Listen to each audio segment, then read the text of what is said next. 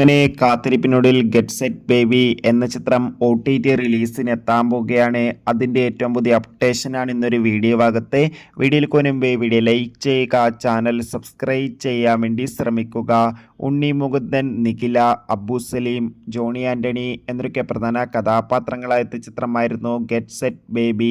ചിത്രത്തിന് ഇപ്പോഴും നല്ല മികച്ച പോസിറ്റീവ് റെസ്പോൺസ് തന്നെയാണ് പുറത്തുകൊണ്ടിരിക്കുന്നത്. അതുകൊണ്ട് തന്നെ ഏവരുമേറെ ആകാംക്ഷയോടെയാണ് ചിത്രത്തിൻ്റെ കളക്ഷൻ റിപ്പോർട്ടും അറിയാൻ വേണ്ടി കാത്തിരുന്നത്. ഫൈനലി ഗെറ്റ് സെറ്റ് ബേബി എന്ന ചിത്രത്തിൻ്റെ ഏറ്റവും പുതിയ OTT അപ്ഡേഷൻ പുറത്തുവന്നിരിക്കുകയാണ്. ആ അപ്ഡേഷൻ മറ്റൊന്നുമല്ല, ചിത്രത്തിൻ്റെ OTT അവകാശങ്ങളൊക്കെ മനോരമ മാക്സ് എന്ന OTT പ്ലാറ്റ്ഫോമും സാറ്റലൈറ്റ് അവകാശങ്ങൾ മഴയിൽ മനോരമ എന്ന ചാനലും സ്വന്തമാക്കിയിട്ടുണ്ട്.